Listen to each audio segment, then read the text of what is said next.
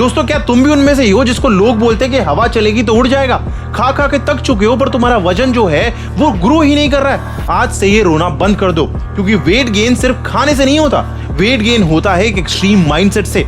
आज मैं तुम्हें बताऊंगा वो रूटीन जो तुम्हारी बॉडी को ग्रो करने पर मजबूर कर देगा।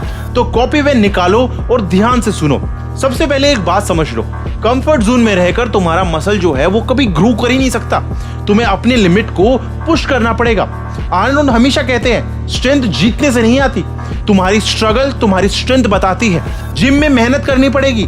ऐसे दिन भी आएंगे जब तुम्हें 4-4 घंटे जिम में पसीना बहाना पड़ेगा और हर सेट के बीच में 3 मिनट का प्रॉपर सेट लेकर दोबारा से वही हैवी लिफ्ट करना पड़ेगा और अपने मसल फाइबर्स को ब्रेक करना पड़ेगा। और उस एक्सट्रीम वर्कआउट के बाद तुम्हें चाहिए होगा फ्यूल। इसीलिए सुबह उठते ही 2 गिलास गुनगुना पानी पियो, उसके बाद ओट्स, दूध और केले, ये तुम्हारे प्री वर्कआउट का बेस बनेगा। जब तुम जिम जाओगे ना तो ये बात हमेशा याद रखना, नॉर्मल वर्कआउट से नॉर्मल रिजल्ट ही मिलेंगे। अगर मसल फेलियर हिट करना है ना तो अपने प्री वर्कआउट गेम को स्ट्रॉन्ग करना पड़ेगा। एक ऐसा प्री वर्कआउट लो जो तुम्हें पहले से 4 गुना ज्यादा इंटेंसिटी दे। जब तक मसल फेल नहीं होगी तब तक तुम ग्रो भी नहीं करोगे। लंच में नो एक्सक्यूजेस, दाल चावल रोटी और सब्जी सब एक साथ खाओ और ऊपर से 1 चम्मच देसी घी डालना मत भूलना। और अगर नॉन वेजिटेरियन होना तो चिकन और एग्स को ऐड कर सकते हो। रात को डिनर थोड़ा लाइट जरूर रखो, पर सोने से पहले अश्वगंधा वाला दूध जरूर पीना। ये तुम्हारी रिकवरी को बूस्ट करेगा और तुम्हें सोने में मदद करेगा।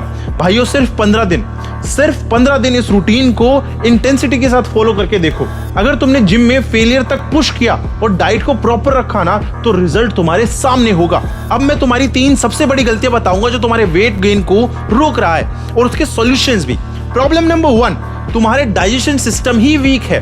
खाना खा लेना बड़ी बात नहीं होती, लेकिन उस खाने को पचाना, ऑब्जर्व होने देना बहुत जरूरी बात होती है। तुम्हें सुबह उठकर ऑयल पुलिंग स्टार्ट करनी चाहिए। आयुर्वेदा में कहते हैं कि अंदर की ड्राइनेस वेट गेन को रोकती है। और लंच के बाद छाछ पियो, थोड़ा जीरा और काली मिर्च डालकर।